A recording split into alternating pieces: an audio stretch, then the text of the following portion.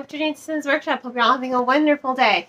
So, today we're going to be reviewing the Daughters of Izdihar. First and foremost, if you are a fan of Avatar: The Last Airbender or The Legend of Korra, you need to be reading this book. You need to have read this book because it is phenomenal. You have earth weavers, water weavers, you even have a blood weaver near the end of the story.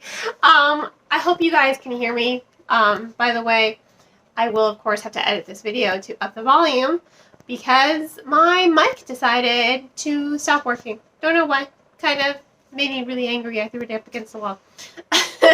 I tried it against every device first before I did that. My laptop, my phone, everything. Tried charging it for an hour. It will not connect to my phone. Like the mic works, but the connection, that kind of sucks. So, had to buy a new one. Hopefully it gets here tomorrow. We'll see. But in any case, you guys don't need to have read this book. I cannot stress enough. Nahal and Georgina, these are two really fantastic characters. And they're like polar opposites. Nahal, she's a water weaver. She loves her gift. In fact, she doesn't want to marry anyone. She was born into privilege, and what she wants to do is she wants to go to academy to learn how to use her gifts, her magic, in defense of her country. That's what she wants to do. But her family won't have it. They're just like, no, you're a young woman. You have so many opportunities. You're going to marry into a nice, wealthy family, and that's going to be the end of it. And she's just not here for it. Not to mention the fact that she doesn't even like men. She's not interested in men in that way at all. And as the story continues, she discovers that, she's not interested in men, but she actually is interested in women. Like, she never really gave it much thought, right? I will say she can be a little off-putting sometimes, though. She's very egotistical in the beginning. She's borderline narcissistic. She's just like, I know everything. I am the best. I am awesome, which is like, great, awesome. But your attitude, you need an attitude adjustment just because she's very abrasive. She just says what she says, and she doesn't really think of the consequences to other people because for her, she's never really had to suffer any consequences until the story begins. Again, super privileged girl. Mommy and Daddy took care of everything for her, so she didn't really get to see the consequences of her actions until she joined the suffrage movement, who calls themselves the Daughters of Izdihar. Now, this is a movement, they just want a vote. They just want a vote in their council. They want to be able to vote for themselves, How relevant is that? But that's all they want. And they want their magic to be respected as well. So, it is really interesting to see Nahal develop as a character. Like I said, there were times I didn't like her because it's like, oh my god, can you just shut up for 1 minute and let the grown-ups talk for a moment? Because you're acting like an insolent, spoiled child. Because she does sometimes. But again, she does go on she begins to care about things bigger than herself, She begins to care about this movement, and she gets to see, like, wow, I have been very privileged. I have been very sheltered. I didn't understand how women of lower statuses had to contend with the way society is.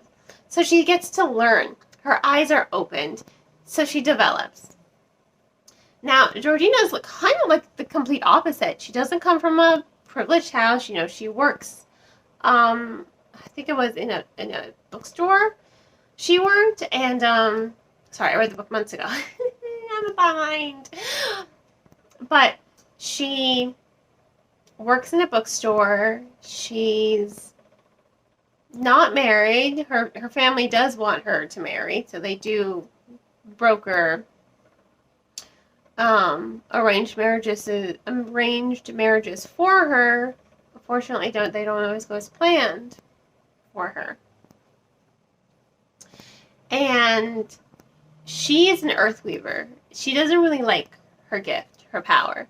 She sees it and she acknowledges it, but she doesn't want to use it. So, unfortunately, because she has very little control over it, whereas Nihal has a lot of control over hers because she's spent her whole life, her whole childhood loving her gift and finding ways to master it on her own without having to go to the academy. Georgina, you know, she's never had those opportunities. And her gift, when her emotions take charge, of course, she's an Earthweaver. She's in tune to the Earth. There are earth-shattering moments that happen.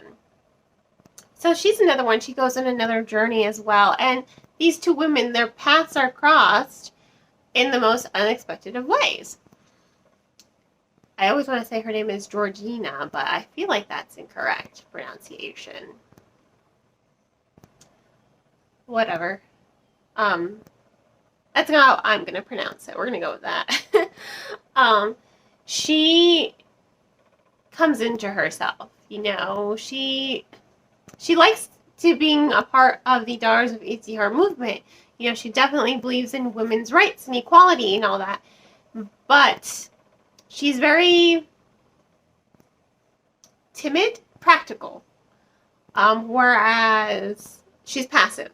I'll say that. She's a little passive. Whereas Nihal is more aggressive, more fate forward, more action. You know, so they do balance each other out really well. They do allow the other one to grow. You know, they influence each other, I should say. They do influence each other because sometimes life is unfair. So Georgina discovers, you know what, fine. Life is so unfair. I'm not going to keep playing by the rules. I'm going to actually be Nihal in some of these cases and act first. But she's still very considerate of her consequences, you know. She is aware that there are consequences for her actions. So she's very meticulous, she's very thoughtful, she's very concise, I should say. And again, she comes into her power by the end, and I do like that characterization for her. I do appreciate the character development. So, you know, absolutely amazing book.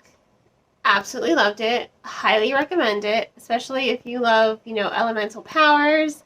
If you love Avatar: The Last Airbender, Legend of Korra, this is a must-read for you. I'm excited for the sequel, especially that ending with the reveal of the Blood Weaver. Amazing. Like, jaw free moment. In any case, thank you again for tuning into this review. Please don't forget to like the video, subscribe to the channel, and share it with all your book loving friends.